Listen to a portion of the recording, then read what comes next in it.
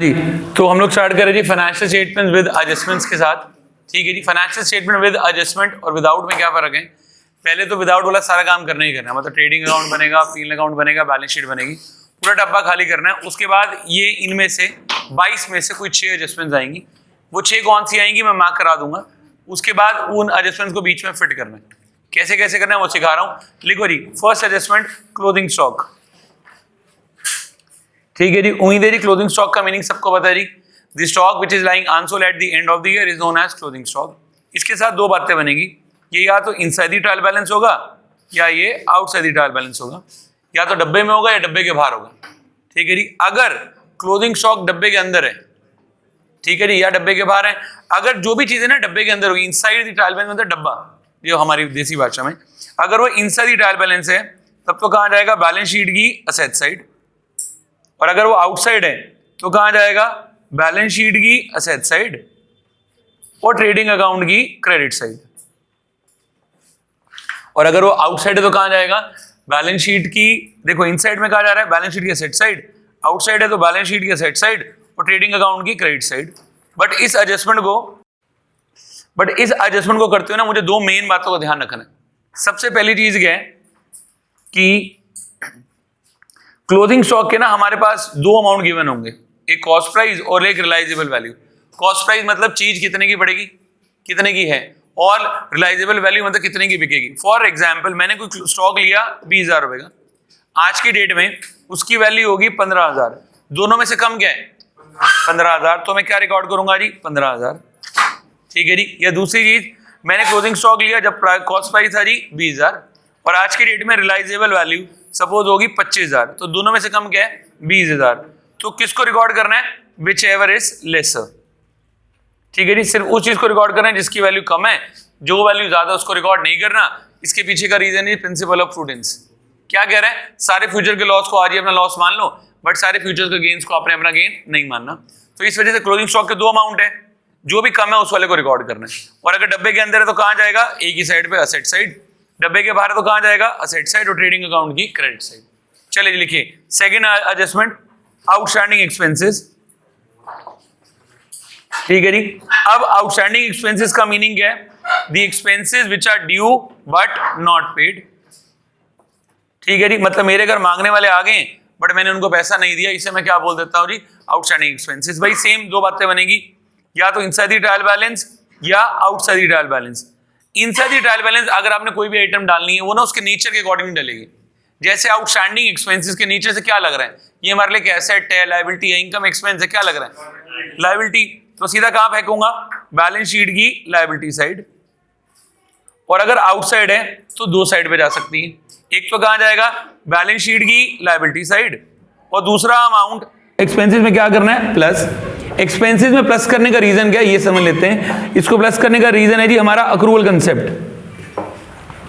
ठीक है जी, इसको प्लस करने का रीजन क्या है जी? हमारा अक्रूवल कंसेप्ट। अक्रूवल कंसेप्ट क्या जी कह रहे हैं? एक साल के अंदर होने वाली सभी इंटरेस्ट को रिकॉर्ड करो, अगली और पिछली को रिकॉर्ड ना करो। तो आउटस्टैंडिंग एक्सपेंसेस का मतलब क्या है? The expenses which are due but not paid. Suppose मैंने अपने इंप्लॉय को इस महीने की, इस साल की सैलरी देनी थी या 2 महीने की सैलरी देनी थी, बट अभी तक नहीं दी तो खर्चा तो इसी साल का है, तो इस साल का खर्चा इस वजह से एक्सपेंसेस में क्या कर रहे हैं? प्लस। मतलब सिर्फ वही चीजें रिकॉर्ड करेंगे जो करंट अकाउंटिंग ईयर की है। ठीक है जी, जो भी मेरा करंट अकाउंटिंग ईयर है। अब सपोज इसी में ही मेरे पास आ गया प्रीपेड एक्सपेंसेस। प्रीपेड एक्सपेंसेस का मतलब क्या है? The expenses which are paid in advance. क्या वो इस अकाउंटिंग ईयर का खर्चा है? कौन सी ईयर का खर्चा है? नेक्स्ट ईयर का। तो नेक्स्ट ईयर के खर्चे में जोड़ेंगे, इस ईयर से क्या कर देंगे? माइनस। हर चीज के पीछे का लॉजिक जो है ना वो अक्रूवल कंसेप्ट है। ये कहता है 1 अप्रैल से लेके 31 मार्च के बीच में जितनी भी एंट्री हो रही है सारी रिकॉर्ड करनी है, अगली और पिछली को रिकॉर्ड ही नहीं करना। तो आउटस्टैंडिंग एक्सपेंसेस तो इसी अकाउंटिंग ईयर का खर्चा है, इस वजह से रिकॉर्ड करने के लिए मैं इसको एक्सपेंसेस में क्या कर रहा हूं? प्लस, ताकि मैं अपना करेक्ट प्रॉफिट लॉस निकाल सकूं। ठीक है जी। चलिए जी, नेक्स्ट एडजस्टमेंट तीसरी वाली लिखना जी, प्रीपेड एक्सपेंसेस। ठीक है जी। अब प्रीपेड एक्सपेंसेस का मीनिंग क्या था? The expenses which are paid in advance. मैंने पैसे एडवांस में दे दिए, वो क्या बन गया जी? Prepaid expenses. वही सेम बात, या तो इनसाइड द ट्रायल बैलेंस या ये क्या होगा जी? Outside the trial balance. या तो डब्बे में या डब्बे के बाहर। अगर डब्बे में है तब तो मेरे लिए क्या है? असेट, सीधा कहाँ जाएगा, बैलेंस शीट की असेट साइड। और अगर डब्बे के बाहर हैं तब कहाँ जाएगा जी, बैलेंस शीट की असेट साइड। और साथ में जो भी हमारे कंसर्न एक्सपेंसेस है उसमें से मैं क्या कर दूंगा जी, माइनस। यहां पर ना मैं बात कर रहा हूं एक्सपेंसेस की, बार बार एक्सपेंसेस से हमारा क्या मतलब है, अगर प्रीपेड वेजेस है तो वेजेस में प्लस माइनस करूंगा। वेजेस किस में जाती है, ट्रेडिंग में। मानो प्रीपेड सैलरीज है तो किस में जाएगी जी, पीएनएल में। जहां की जो आइटम है उधर ही जाएगी। तो इस वजह से मैंने क्या लिखा है जी, एक्सपेंसेस। तो हम लोग बात कर रहे थे जी प्रीपेड एक्सपेंसेस की। प्रीपेड एक्सपेंसेस से रिलेटेड मैंने आपको क्या बताया, ये एक्सपेंसेस हुआ जो मैंने किस में पे कर दिया जी, एडवांस में। ऑब्वियस ही बात है ये नेक्स्ट अकाउंटिंग ईयर के, इस अकाउंटिंग ईयर के तो नहीं है, तो नेक्स्ट अकाउंटिंग ईयर के, तो अगले अकाउंटिंग ईयर में जाएंगे। इस वजह से इसे कहां डालेंगे, बैलेंस शीट की असेट साइड। और सेम अमाउंट को एक्सपेंसेस में से क्या कर रहे हैं, माइनस। ठीक है जी। अगली एडजस्टमेंट लिखना जी, डेप्रिसिएशन। ठीक है जी। अब डेप्रिसिएशन का मतलब क्या था, fall in the value of fixed assets. हमारी असेट्स की वैल्यू कम होगी, इसे हम लोग क्या बोल देते हैं जी, डेप्रिसिएशन। इसके साथ दोबारा सेम, या तो इनसाइड द ट्रायल बैलेंस या ये आउटसाइड द ट्रायल बैलेंस। पहले तो इसका नेचर देखो, ये आपको क्या लग रहा है, डेप्रिसिएशन लॉस है, बिल्कुल सही है जी। लॉस है तो कहां जाएगा, लॉस है तो लायबिलिटी में, पीएनएल अकाउंट की डेबिट साइड। और अगर ये आउटसाइड है तो हर एडजस्टमेंट आउटसाइड में कहां जाती है जी, दो साइड पर। एक तो कहां जाएगा, पीएनएल अकाउंट की डेबिट साइड, और दूसरा अमाउंट असेट्स में से क्या करना है, माइनस। एक तो कहां जाएगा, पीएनएल अकाउंट की डेबिट साइड, दूसरी चीज इसको असेट में से क्या करना है, माइनस। नेक्स्ट, डेप्रिसिएशन के बाद अगली एडजस्टमेंट, पीएनएल की डेबिट साइड और अमाउंट असेट में से माइनस। जैसे इसमें लिख दिया डेप्रिशिएट प्लांट एंड मशीनरी, तो प्लांट और मशीनरी में से माइनस कर दियो, जितना डेप्रिसिएशन है पीएनएल के डेबिट में डाल दियो।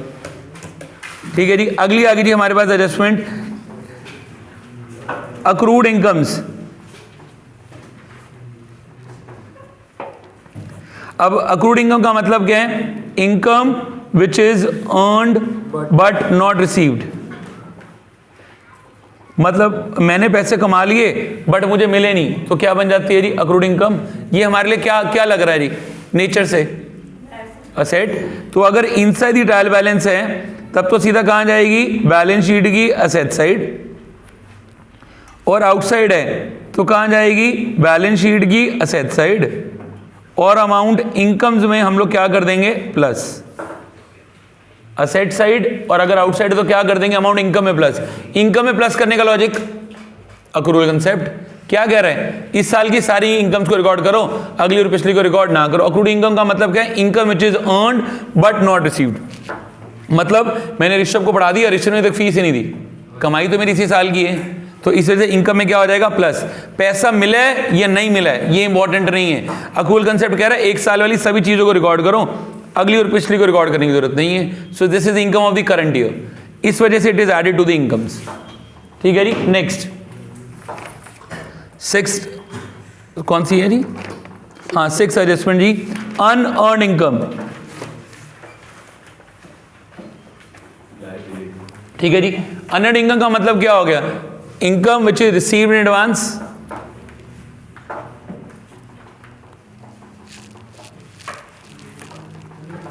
Income which is received in advance, ये क्या बन जाती है जी, अनअर्न्ड इनकम।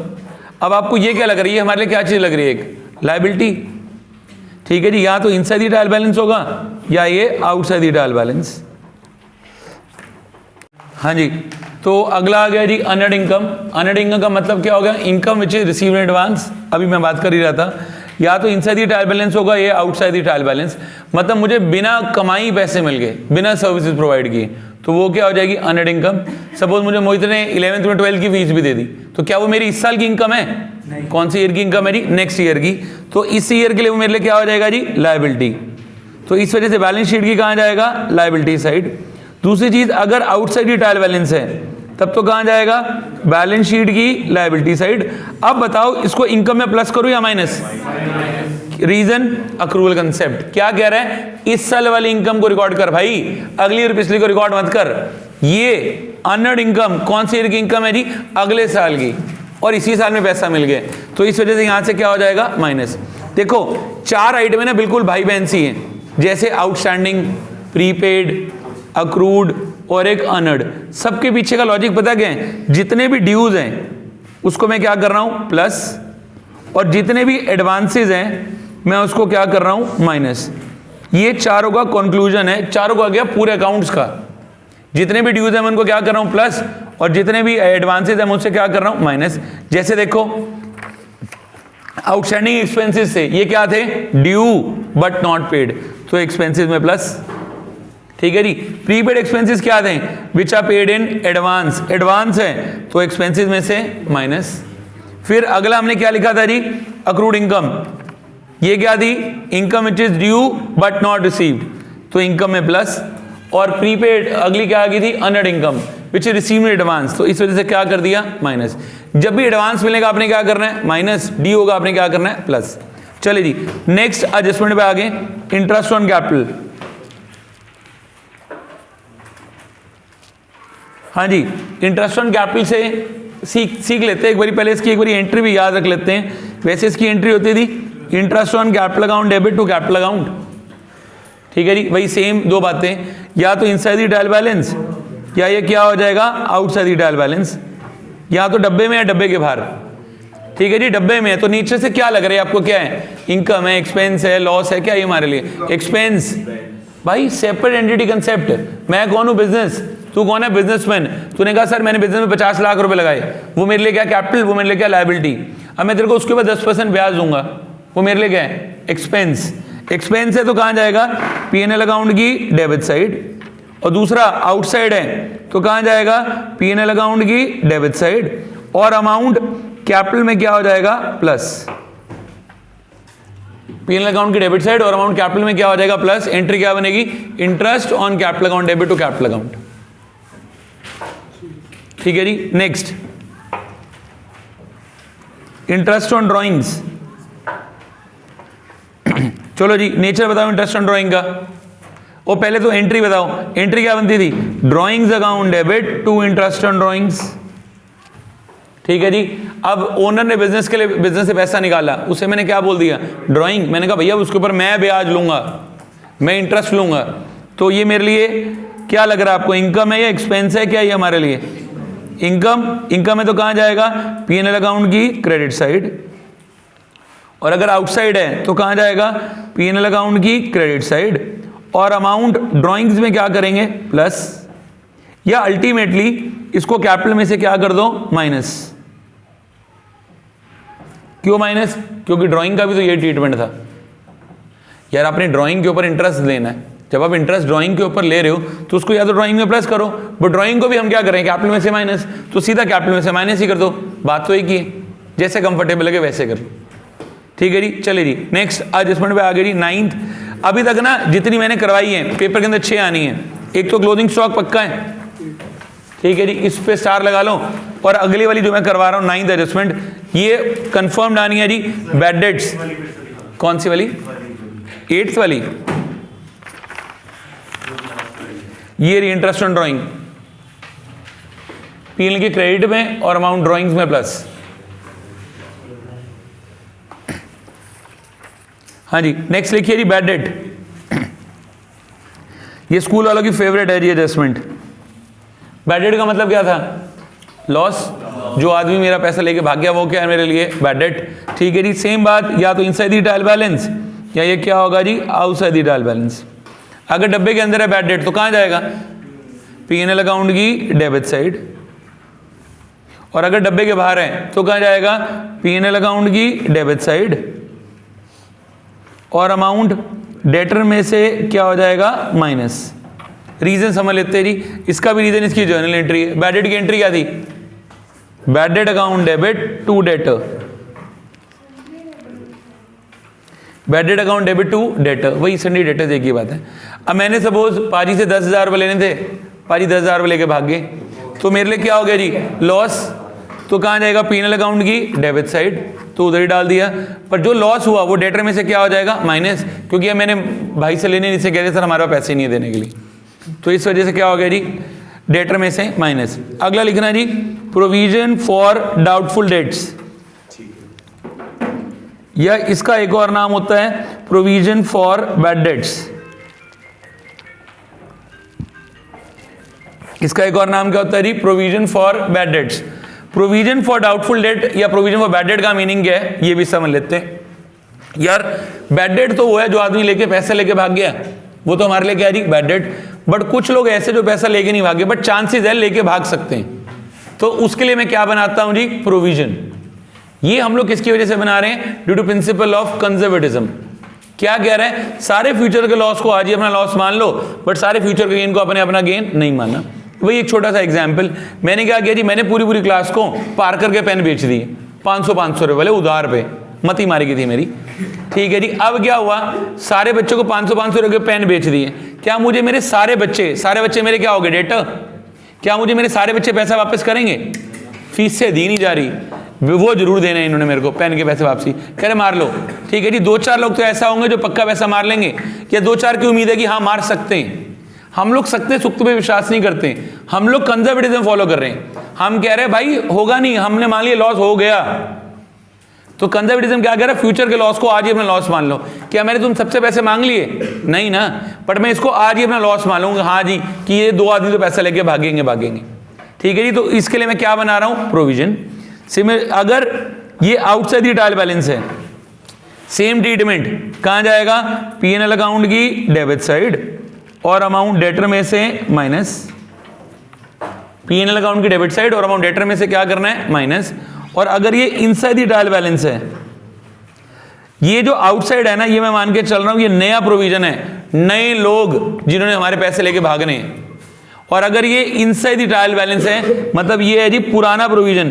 पिछले साल उम्मीद थी कि हाँ भाई राघव पैसे मारेगा, पर राघव तो ईमानदार आदमी निकला, पैसे मारे नहीं, तो जो पिछले साल का प्रोविजन है वो हमारे लिए बच जाएगा। वो कहां जाएगा? P&L अकाउंट की क्रेडिट साइड। ये पॉइंट ध्यान रखने वाला है। इसका ना अकाउंटिंग ट्रीटमेंट जो स्कूल वाला कह रहा है उससे बिल्कुल अलग है। मुझे ना कंपनी क्या करती है? कंजर्वेटिज्म फॉलो कर रही है। मानो पिछले साल मुझे उम्मीद थी मेरे 10,000 रुपये डूबेंगे, जो वो पैसा डूबना था उसको पिछले साल मैंने क्या डाला? P&L की डेबिट में और अमाउंट डेटर में से माइनस। कंजर्वेटिज्म में कह रहा है फ्यूचर के लॉस को आज ही अपना लॉस मान लो, बट फ्यूचर के गेन को अपना गेन नहीं मानना। अब पिछले साल राघव ने पैसे नहीं मारे तो अच्छी बात है ना, नहीं मारे, तो इस साल जो मैंने उसके लिए नाम से पैसे डुबा के रखे हुए थे, पिछली साइड पे रखे हुए थे, वो क्या था? मेरे लिए प्रोविजन। उस प्रोविजन को इस साल खत्म करेंगे। जब क्रिएट किया था तो क्या किया था? डेबिट। अब आप खत्म करें तो क्या कर रहे हो? क्रेडिट। मतलब एक तरीके से पिछले साल का जो भी प्रोविजन बचा हुआ है वो हमारे लिए एक टाइप का क्या हो जाएगा? गेन। इसकी एंट्री नहीं आएगी, इसको अभी क्वेश्चन करके दिखाऊंगा कैसे करना। ये कहां जाएगा? P&L अकाउंट की क्रेडिट साइड। अगला लिखो जी, next, provision for doubtful debts, sorry provision for discount on debtors. Provision for discount on debtors, ये सिर्फ आउटसाइड ही होगा, कभी भी इनसाइड नहीं होगा। Provision for discount on debtors. अब यार ये भी ना हर बिजनेसमैन के साथ प्रॉब्लम है। क्या प्रॉब्लम है समझना? मैं सपोज बिजनेसमैन, मैंने सबको 500 रुपए का पार्कर का पेन बेच दिया 200 रुपए में कि भाई ले लो, कोई नहीं, अपने बच्चे, ठीक है जी। उसमें से कुछ लोग तो पैसा लेके भाग जाएंगे, वो तो क्या हो गए? Bad debt. कुछ तो लेके भाग ही गए, आज देने नहीं सर को पैसे, वो तो मेरे लिए बैड डेट हो गए। कुछ के चांसेस है कि डूबेंगे, उसके लिए मैंने क्या बना लिया ना जी? Provision for doubtful debt. जो बाकी लोग बच गए वो हमसे क्या मांगेंगे? डिस्काउंट। हमारी आते नहीं है सर, थोड़े से तो और कम कर लो, 500 की 200 में देने नहीं सर, मैं तो 150 ही दूंगा, मेरे पास इतने पैसे बचे हुए हैं। तो वो क्या हो जाएगा? Provision for discount on debtors, ठीक है जी। जो अब बाकी लोग जो मेरे से डिस्काउंट मांगेंगे तो ये भी आपके लिए क्या है? लॉस ही तो है। तो कहां जाएगा? P&L अकाउंट की डेबिट साइड और अमाउंट डेटर में से क्या हो जाएगा? माइनस। P&L अकाउंट की डेबिट साइड और अमाउंट डेटर में से माइनस। अब अगर आप एक चीज छोटी सी ध्यान दो, बैड डेट से रिलेटेड 3 एडजस्टमेंट है। सबसे पहली क्या है? बैड डेट, फिर क्या है? प्रोविजन फॉर डाउटफुल डेट, फिर उससे अगला क्या है? Provision for discount on debtor. तीनों का अकाउंटिंग ट्रीटमेंट सेम है। क्या? P&L की डेबिट साइड डेटर में से माइनस, P&L की डेबिट साइड डेटर में से माइनस, और P&L की डेबिट साइड और डेटर में से माइनस। मतलब तुम्हें ज्यादा दिमाग लगाना नहीं, टेंशन लेनी नहीं। जैसी डेटर पे कोई भी एडजस्टमेंट लगेगी, क्या करना है? डेबिट में डाल दो और डेटर में से क्या कर दो? माइनस। और जो अगर ये बैड डेट ना ट्रायल बैलेंस की डेबिट साइड में गिवन होगा तो डेबिट में फेंको, प्रोविजन ट्रायल बैलेंस की क्रेडिट में गिवन होगा तो क्रेडिट में फेंको। ज़्यादा दिमाग लगाना ही नहीं, कुछ के पास तो भगवान की जैसे ऑप्शन भी नहीं। चलो आगे नेक्स्ट, एडजस्टमेंट नंबर 12। हाँ जी, ये भी इंपॉर्टेंट। अब ना सारी एडजस्टमेंट जो है सब डब्बे के बाहर होंगी, डब्बे के अंदर वाली नहीं होंगी। ठीक है जी, लिखो जी, adjustments related to the goods, सारी गुड्स से रिलेटेड है। पहली मत अगली next, goods given in charity. Suppose goods हमने दान में दे दिए, एंट्री बोलो। वेरी गुड जी, charity account debit to purchases. तो चैरिटी है तो कहां जाएगी चैरिटी, बताओ चैरिटी कहां पे जानी चाहिए, लॉस है, मतलब कहां जाएगी, पीएनएल अकाउंट की डेबिट साइड, और अमाउंट परचेजेस में से क्या करना है, माइनस। इंपॉर्टेंट बात क्या है, एंट्री बनेगी कॉस्ट प्राइस पे। इसको किस पे रिकॉर्ड करेंगे जी, कॉस्ट प्राइस पे, मार्केट प्राइस रिकॉर्ड नहीं करेंगे। ये जान के बोलेगा goods costing ₹500, market price 1000 was given in charity, नुकसान हो रहा है यार, तो कॉस्ट प्राइस पे रिकॉर्ड करेंगे। सारी गुड्स से रिलेटेड एंट्री किस पे रिकॉर्ड करनी है जी, कॉस्ट प्राइस पे। Next, goods distributed as free samples. मैंने goods as a free sample बांट दिए। हर कंपनी जब भी नया प्रोडक्ट बनाती है एज अ फ्री सैंपल बांट देती है। एंट्री बोलो, एडवर्टीजमेंट टू परचेजेस। तो कहां जाएगा, एडवर्टीजमेंट है पीएनएल अकाउंट की डेबिट साइड, और दोबारा अमाउंट परचेजेस में से माइनस, पीएनएल की डेबिट साइड और अमाउंट परचेजेस में से minus. Next, goods use for personal use. मैंने गुड्स कुछ पर्सनल यूज के लिए निकाल लिए। एक आधा पेन मैं अपने घर के लिए लिया, मैंने कहा बड़ा शानदार पेन है, मैं ही चला के देख लेता हूं। तो एंट्री क्या बनेगी, good use for personal use, drawings to purchases. तो कहां कहां जाएगी जी, ड्रॉइंग्स कहां पे जाती हैं, ड्रॉइंग कहां जाती है, कैपिटल में से माइनस और अमाउंट परचेजेस में से माइनस। कैपिटल में से माइनस और परचेजेस में से माइनस। चलिए नेक्स्ट, अगला, goods destroyed by fire.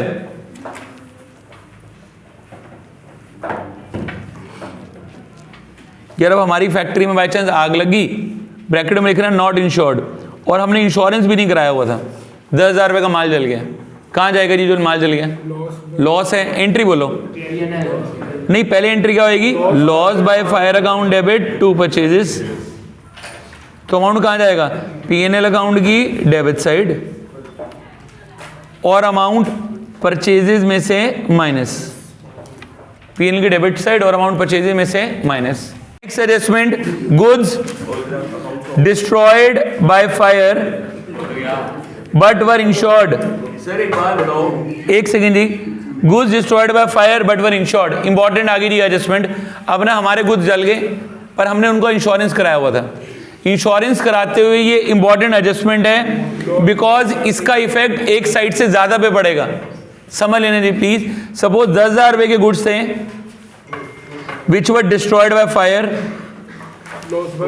And insurance company accepted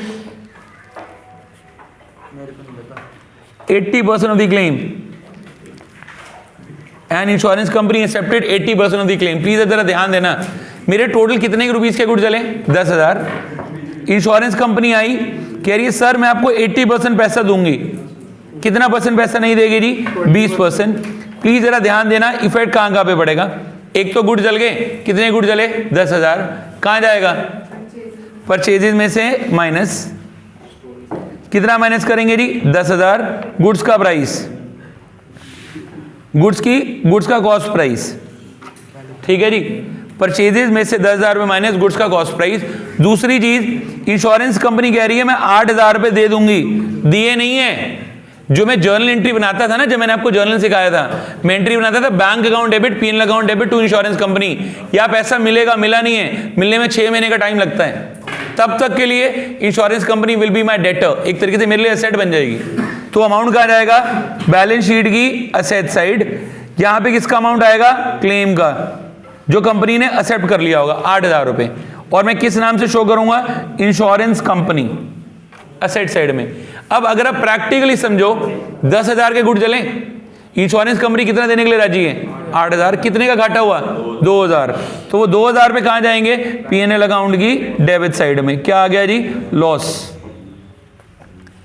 इस सिचुएशन में कभी प्रॉफिट तो होना ही नहीं, हमेशा लॉस ही होना है। प्लीज ध्यान देना, एक एंट्री का इफेक्ट 3 साइड पे पड़ रहा है, तभी एंट्री इंपॉर्टेंट है और पेपर में जरूर आनी है। जितने के गुड जल गए परचेजिंग में से माइनस, जितने का क्लेम इंश्योरेंस कंपनी देगी असेट में, जो बाकी बच गया घाटा कहां जाएगा?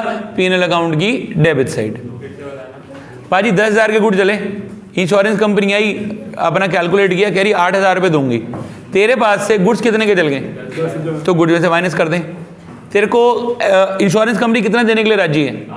दिए तो नहीं है ना, देगी तो तेरे लिए एसेट है, तो एसेट में डाल दिया। और तेरे को एक्चुअल में घाटा कितने का हो गया? तो कहाँ फेंकेगा?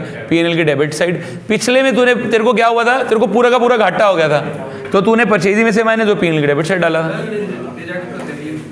रिजेक्ट कर दिया, तो पूरा पूरा लॉस।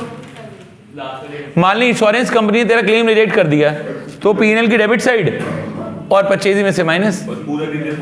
पूरा देगी नहीं इंश्योरेंस कंपनी, नहीं तो लोग गुड्स बेचेंगे नहीं, जला ही लेंगे, क्या ही करना है बेच के। अगला जी, भाई कईयों के लिए कॉस्ट प्राइस भी रिकवर करना मुश्किल हो जाता है, तभी बिजनेस के अंदर शटडाउन पॉइंट की सिचुएशन आती है। आपने इकोनॉमिक्स में पढ़ा होगा। चलो जी आगे, next 17th, goods sold and dispatched but omitted to be recorded.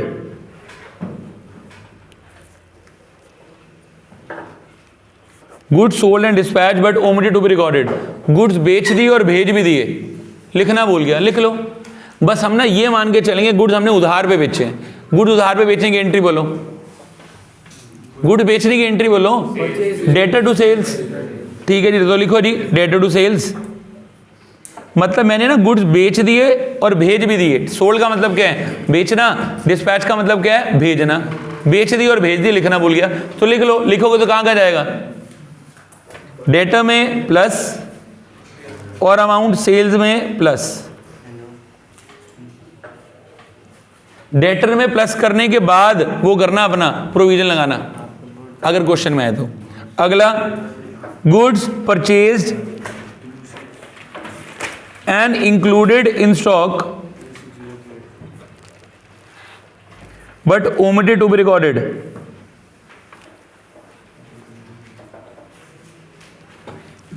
Goods purchased and included in stock but omitted to be recorded. अब गुड्स ना मैंने खरीद लिए, स्टॉक में भी जोड़ दिए, लिखना भूल गया। पहले एंट्री बोलो, गुड्स खरीदे और record goods purchase and included in stock, लेके अपने स्टॉक में जोड़ लिया, एंट्री बनाना भूल गया। गुड्स खरीदने की entry, purchases account debit to creditor, तो अमाउंट कहाँ जाएगा? परचेजेज में प्लस और अमाउंट क्रेडिटर में प्लस। परचेजिंग में प्लस और क्रेडिटर में प्लस। जिस बच्चे ने जर्नल सीखा हो ना, उसके लिए सारी एंट्री है, कुछ भी नहीं है। सारी प्रॉब्लम इस जर्नल एंट्री की है। मैं बोलता हूँ एंट्री माइंड में सोचेंगे, उसके हिसाब से लेजर पोस्टिंग करके दिखा देंगे। जैसे परचेजेस टू क्रेडिटर, तो अमाउंट परचेजिंग में प्लस और क्या कर दिया जी? क्रेडिटर में plus.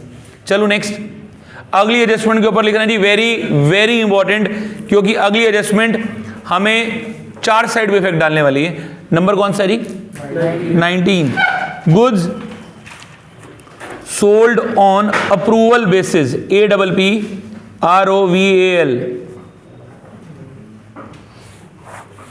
Goods sold on approval basis. Meaning समझ लेते जी, इस अप्रूवल बेसिस का मतलब क्या होता है? अप्रूवल बेसिस का मतलब क्या है कि हम लोगों ने ना कहीं से गुड्स खरीदे, ठीक है जी। यह होता है यूजुअली कि हम लोग ना किसी अपनी जान पहचान वाले की दुकान पे गए, सपोज मैं पाजी की दुकान पे गया, ठीक है जी, और उसने क्या किया, कोई नहीं सर आप ले जाओ, पसंद आएगा तो रखना, नहीं तो वापस कर देना।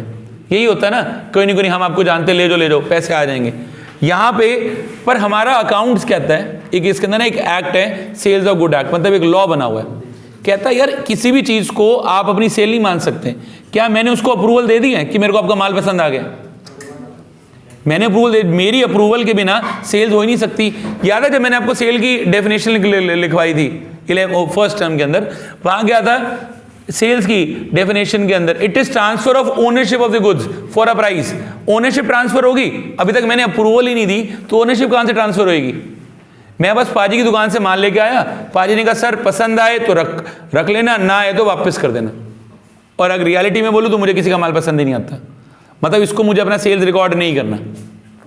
तो क्या करेंगे, जरा एक बार ध्यान देना प्लीज, समझना, बड़ी अच्छी एंट्री है। पाजी ने सपोज मुझे 5000 के गुड्स 7000 के चेप दिए कि चलो सर कोई नहीं आप आए हैं तो ले जाओ, उधार पे जो दे रहे हैं, तो 5 वाला माल इससे मुझे कितने में दे दिया जी? 7000। पाजी ने उस दिन अपनी बुक्स में क्या एंट्री बनाई होगी? Debtor account debit to sales, टेपो मत अभी, रुक जाओ पहले मेरी बात समझ लो। Debtor account debit to sales 7000 और 7000, बट ये तो मेरे लिए सेल है ही नहीं, हमारा अकाउंट्स का लॉ क्या कहता है आपके लिए सेल नहीं है। तो इस एंट्री को मैं क्या कर दूं? रिवर्स। ठीक करने का तरीका क्या है? रिवर्स कर दो, रेक्टिफिकेशन सीखा। तो अब एंट्री क्या हो जाएगी? सेल टू डेटर, कितना आ जाएगा? 7000 7000। पाजी के सेल नहीं है तो ये क्या करेंगे? सेल्स में से माइनस, ठीक है जी, अमाउंट डेटर में से माइनस। बट जब इसने गुड्स बेचे होंगे तो भाई ने स्टॉक में तो माइनस किया होगा, अब इसकी वजह से स्टॉक बढ़ जाएगा, तो अमाउंट क्लोजिंग स्टॉक में क्या हो जाएगा? प्लस। क्लोजिंग स्टॉक दो साइड पे जाता है, एक जाता है बैलेंस शीट की असेट साइड और दूसरा जाता है ट्रेडिंग अकाउंट की क्रेडिट साइड। बैलेंस शीट की असेट साइड और ट्रेडिंग। अब समझना जी एक बारी कि 5000 का माल था, पाजी ने मुझे 7000 का बेच दिया, ठीक है जी। तो मेरे पास पाजी ने अपने अकाउंट में सेल्स में कितना प्लस किया होगा? 7000, ठीक है जी। डेटर में कितना प्लस किया होगा? 7000, और स्टॉक में से कितना माइनस किया होगा? 5000। माल वापसी आ गया, सारी एंट्री को उल्टा कर दूं, सेल में से क्या करूं? माइनस, डेटर में से क्या करूं? माइनस, स्टॉक में क्या करूं? प्लस। इसमें क्या माइनस कर रहा हूं? Selling price. इसमें क्या माइनस कर रहा हूं? Selling price. इसमें क्या प्लस कर रहा हूं? Cost price. सेलिंग प्राइस कितना था? 7000 7000। कॉस्ट प्राइस कितना था? 5000 5000। अगली एडजस्टमेंट है जी capital expenditure treated as revenue expenditure. Capital expenditure treated as revenue expenditure का मतलब क्या है कि हमारी कंपनी ने कोई भी कैपिटल एक्सपेंडिचर का मतलब होता है मोटा खर्चा, हमने कोई भी एसेट वगैरह ली, वो सारे मोटे खर्चे,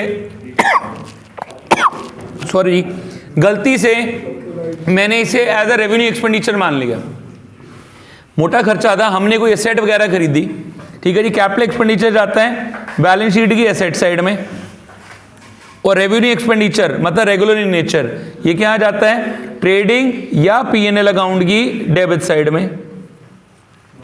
अब कोई भी मोटा खर्चा था, गलती से आपने इसे क्या मान लिया? छोटा खर्चा। फॉर एग्जाम्पल लिखते हैं, बात और समझ में आ जाएगी। Wages paid for installation of a new machinery, wages paid for installation of a new machinery was debited to the wages account. Wages paid for the installation of a new machinery was debited to the wages account. आधे मूर्खों को तो adjustment ही समझ में नहीं आती, कह रहा सही तो है, पर ये मैंने आपको जर्नल भी कराते हुए पढ़ाया था। हमारे अकाउंट्स का एक रूल है कि अगर हम कोई भी एसेट खरीद रहे हैं, एसेट खरीदते हुए जितना भी खर्चा होता है उसी की कॉस्ट में प्लस हो जाता है। अब मैंने कोई मशीनरी खरीदी, मशीनरी की इंस्टॉलेशन में मुझे 500 रुपये लगाने पड़ गए, तो वो मुझे कहाँ पे रिकॉर्ड करना पड़ेगा? मशीनरी की कॉस्ट में, बट गलती से मैंने उसे कहाँ डाल दिया? वेजेस में। तो कैसे ठीक करूंगा इसको? जहां पे गलती से इंक्लूड हो गए, wages paid for the installation of new machinery was debited to the wages account, गलती से किस में इंक्लूड हो गए? वेजेस में। तो अमाउंट ऑफ वेजेस में से क्या करोगे? माइनस, और अमाउंट मशीनरी में क्या करोगे? प्लस। जहां गलती से इंक्लूड हो गया वहां पे क्या करो? माइनस, और जाके आइटम थी वहां पे क्या कर दो? प्लस। चले next.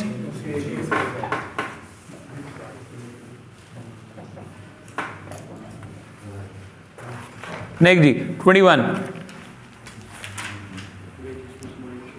Revenue expenditure treated as capital expenditure. Revenue expenditure treated as capital expenditure. अब रेवेन्यू एक्सपेंडिचर कौन सा है? रेगुलर का खर्चा, मतलब छोटा खर्चा, गलती से मैंने इसे मोटा खर्चा मान लिया, ठीक है जी। मतलब रेवेन्यू एक्सपेंडिचर कहां जाते थे, ट्रेडिंग एंड P&L अकाउंट की डेबिट साइड। लिख लो पहले तो कहां पे कौन कौन सी ऐड में जाती है। कैपिटल एक्सपेंडिचर कहां जाता है, बैलेंस शीट की असेट साइड। हुआ क्या, मैंने कोई छोटा सा खर्चा किया, उसे गलती से असेट में डाल दिया, तो क्या करोगे, जहां पे गलती से इंक्लूड हो गया वहां से माइनस, जागा था वहां पे प्लस। एग्जाम्पल लिखते हैं, बात समझ में आ जाएगा। ₹1000 paid for repairs on a machinery already purchased. ₹1000 paid for the repairs on a machinery already purchased was included in machinery account. ₹1000 paid for the repairs on a machinery was included in the machinery account. हमने कोई पहले से machinery खरीद के रखी हुई थी, ठीक है जी, इसके ऊपर मेरे को कोई रिपेयर करनी पड़ेगी, पुरानी मशीन नहीं थी, उसको गलती से मैंने मशीनरी अकाउंट में डाल दिया, तो ठीक कैसे करूं, जहां पे गलती से इंक्लूड होगी, कहां पे इंक्लूड होगी जी, मशीनरी में, तो अमाउंट मशीनरी में क्या हो जाएगा, माइनस, और अमाउंट रिपेयर में क्या हो जाएगा, प्लस। मशीनरी कहां जाती है, असेट में, रिपेयर्स कहां जाती है, P&L के डेबिट में, तो इसमें प्लस और यहां से माइनस।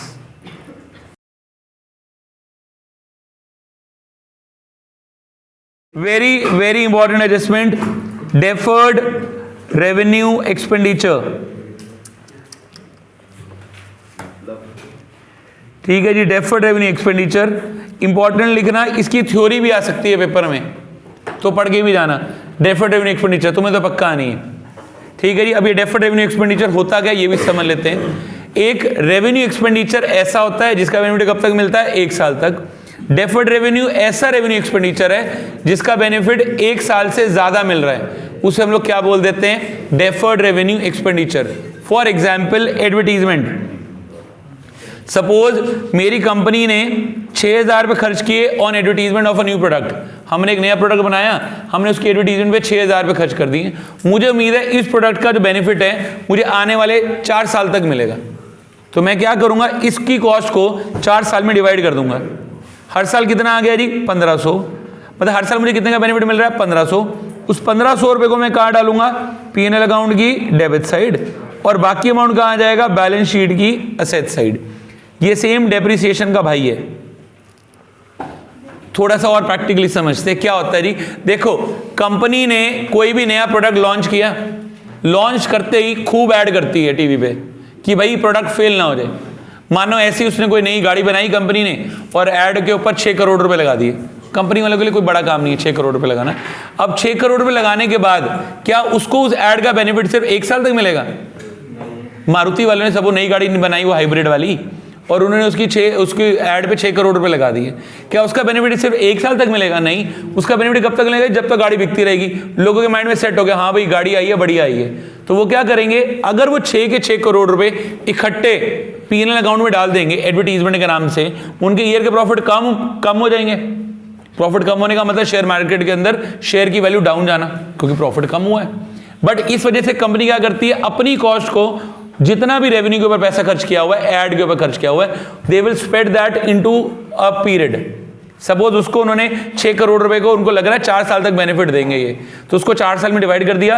हर साल कितना आ गया जी? 1.5 करोड़। वो कहाँ जाएगा? P&L अकाउंट की डेबिट साइड, और अमाउंट बाकी रिमेनिंग अमाउंट कहाँ जाएगा? असेट में। जैसे 6 करोड़ था, पहले साल में कितना आएगा? 1.5 करोड़, बाकी 4.5 करोड़ असेट में डाल दिया। फिर अगले साल दोबारा कितना आएगा? 1.5 करोड़, अगले साल कितना बच जाएगा? 3 करोड़। ऐसे ऐसे 4 साल में उसकी कॉस्ट को जीरो कर देती, और इसको बोलते हैं एमोर्टाइजेशन, मतलब खत्म करना। ये आगे पढ़ेंगे। चले जी, नेक्स्ट एडजस्टमेंट पे चलते हैं। बस एडजस्टमेंट ट्रीटमेंट याद रखो, P&L की डेबिट साइड और अमाउंट असेट में आ जाएगा। नहीं, अभी 2 और बची है जी।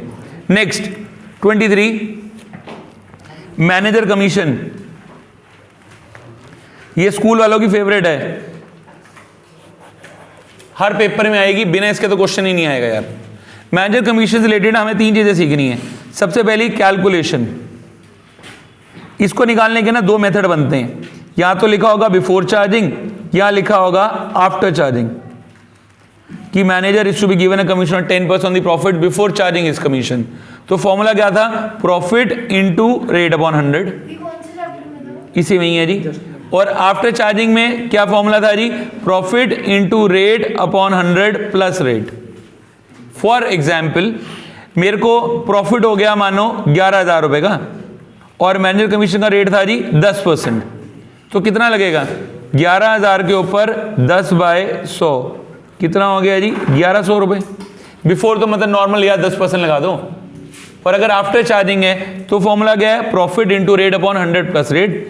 तो 11,000 इंटू 10/100 प्लस 10 कितना हो गया जी, 11,000 इंटू 10/110 कितना आ गया जी 1,000 रुपये। तो बिफोर चार्जिंग में कितना अमाउंट आएगा 1100, आफ्टर चार्जिंग में कितना आएगा 1,000। फॉर्मूला क्या, प्रॉफिट इंटू रेट अपॉन 100 और आफ्टर में क्या, profit into rate upon 100 plus rate. इसका लॉजिक है, ये मैंने आपको पहले समझाया हुआ है, ठीक है जी। अब अगली चीज पे चलते हैं कि अगर पेपर में कुछ भी मेंशन नहीं है तो आफ्टर चार्जिंग ही लगेगा। सपोज उसने ये बोल दिया मैनेजर कमीशन वाज 10%, लिखा ही नहीं, बिफोर है या आफ्टर है, तो क्या लगेगा जी आफ्टर। यार पेपर में आना ही आफ्टर है, सीधी सी बात है, बिफोर आना ही नहीं है, ठीक है जी। कैलकुलेशन आ गई। अब अगली चीज है जी इसका अकाउंटिंग ट्रीटमेंट। मैनेजर कमीशन का मतलब क्या है कि मैंने ना अपने मैनेजर को एक इंसेंटिव दे दिया कि भाई तू हमारे लिए काम कर, जो मेरे को बचेगा उसका 10% तेरा। तो मैनेजर बढ़िया से काम तो करेगा ना, एक तरीके से उसको इंसेंटिव मिल रहा है। तो जो उसको मैंने पैसा देना है, ठीक है जी, वो आपके लिए क्या होगा, एक्सपेंस है, लॉस है, क्या ये एक्सपेंस। तो कहां जाएगा, P&L अकाउंट की डेबिट साइड। और लास्टली जो भी अमाउंट आएगा, ठीक है जी, उसको मैं डालूंगा बैलेंस शीट की लायबिलिटी साइड। बिकॉज ये जो भी मैनेजर कमीशन का अमाउंट है ना, इट इज आउटस्टैंडिंग, ये मैंने दिया नहीं है, अभी मैंने कैलकुलेट किया है। ईयर के एंड में मेरा प्रॉफिट आएगा, प्रॉफिट कैलकुलेट करने के बाद मैं मैनेजर को उसका हिस्सा निकाल दूंगा। भाई मैंने 11,000 कमाए, 1,000 रुपए तेरे, अभी दिए नहीं, दूंगा अगली सैलरी में, तब तक के लिए मेरे लिए क्या वो लायबिलिटी, और अमाउंट कहां जाएगा, बैलेंस शीट की लायबिलिटी, वो P&L अकाउंट की डेबिट साइड। अब अगली फाइट है, इसको शो कैसे करना है, प्लीज जरा इसका अकाउंट इसको शो कैसे करना है, मतलब इसकी प्रेजेंटेशन कैसे होगी, जरा उस पर ध्यान देना।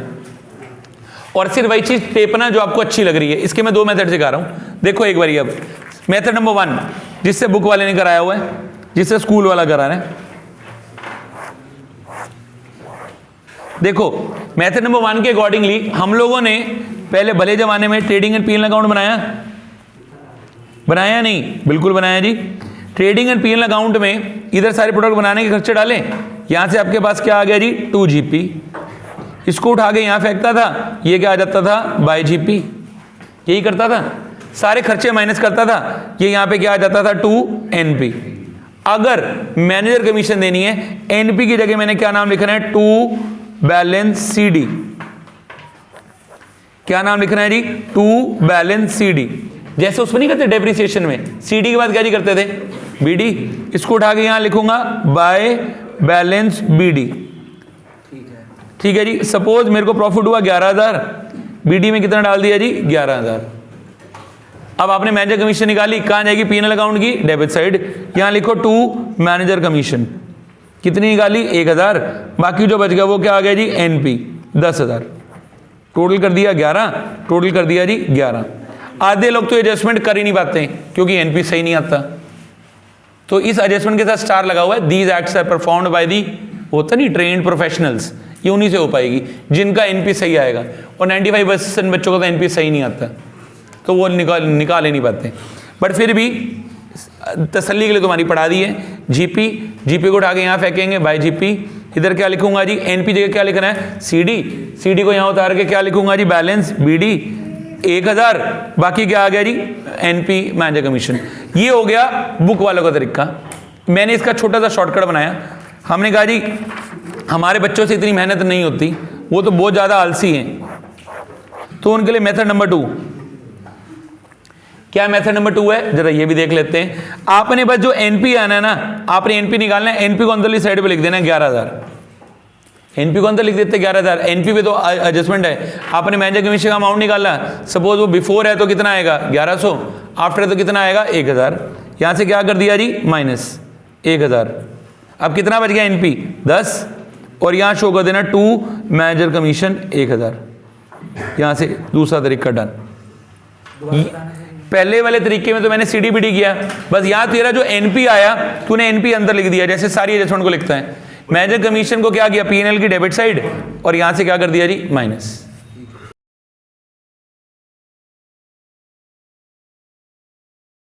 नेक्स्ट एडजस्टमेंट आ गई जी हमारे पास इंप्लाइड इंटरेस्ट। इंप्लाइड इंटरेस्ट का मतलब होता है हिडन इंटरेस्ट, ठीक है जी। और मैं बता रहा हूं जी, ये एडजस्टमेंट का जन्म आपका क्वेश्चन खराब करने के लिए हुआ है। बता रहा हूं जी कैसे। इंप्लाइड इंटरेस्ट या हिडन इंटरेस्ट एक क्वेश्चन में आई भी थी, मैंने बहुत बारी पढ़ाई भी है, जरा एक बार ध्यान देना। होगा क्या, हमें ना गरीब सा ट्रायल बैलेंस बनाएगा, किसी ने को टेपना नहीं, सिर्फ सुनना है, बात समझ में आ जाएगी। एक गरीब सा ट्रायल बैलेंस बनाएगा, यहाँ लिखा होगा डेबिट क्रेडिट, और यहाँ दिया होगा 10% लोन। मानो इसका अमाउंट दे दिया 50,000, और नीचे दे दिया इंटरेस्ट ऑन लोन 3,000, ठीक है जी। बस यही हिडन इंटरेस्ट है या यही इंप्लाइड इंटरेस्ट है। जहां पे भी किसी भी लोन या इन्वेस्टमेंट के आगे 10% में लगा दिया, ये हमारे लिए क्या बन जाती है जी, हिडन एडजस्टमेंट या हिडन इंटरेस्ट। देखो ये 10% रेट को हम बोलते हैं अकाउंट्स की लैंग्वेज में कूपन रेट, या इसको बोलते हैं इंटरेस्ट रेट। कह रहा है मैंने एक लोन लिया है, कितने का लोन लिया है, 50,000, उसके ऊपर रेट ऑफ इंटरेस्ट कितना है, 10%। 50,000 का 10% विल बी 5,000, बट मैंने दिए कितने, 3,000। कितने नहीं दिए, बनते कितने हैं, 5,000, मैंने दिए कितने, 3,000, कितने रह गए जी, 2,000, which is due but not paid. तो आपके लिए क्या हो गया, आउटस्टैंडिंग। आउटस्टैंडिंग तो कहा जाएगा पीएनएल अकाउंट की डेबिट साइड और अमाउंट बैलेंस शीट की लायबिलिटी साइड। ये हिडन एडजस्टमेंट होती है। नहीं अभी नहीं लिखना कुछ भी, ये आउटस्टैंडिंग हो गया ना भाई। देख मैंने 10,000 का लोन लिया, उसके ऊपर ब्याज कितना बनता है, 5,000, बट हमने दिया कितना, 3,000, तो 2,000 रुपये आउटस्टैंडिंग हो गया ना। हाँ वही एक्सपेंसिस में प्लस कर दें, इंटरेस्ट ऑन लोन में प्लस कर दियो, ठीक है। अब अगर तूने मान ले एक छोटा सा पीएनएल अकाउंट बनाया है, यहां लिखा होगा तूने टू इंटरेस्ट, यहां आएगा 3,000, इसमें 2,000 और जोड़ दियो, अब कितना हो गया, 5,000। और अगर तूने मान ले वही गरीब सी बैलेंस शीट बनाई हुई है, लायबिलिटी रुपीज, एसेट रुपीज, यहाँ आया हुआ लोन कितने का, 50, अब यहीं पे डाल देगा आउटस्टैंडिंग इंटरेस्ट कितने का जी, 2,000। चलो नेक्स्ट।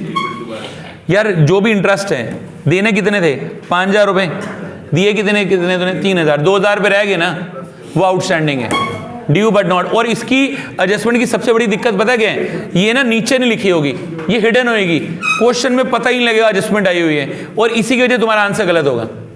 मैं कह रहा हूँ इसका जन्म ही तुम्हारा क्वेश्चन खराब करने के लिए हुआ है, और ये 11th में भी है, 12th में भी है, बार बार रिपीट है। एक और केस जरा देखते हैं।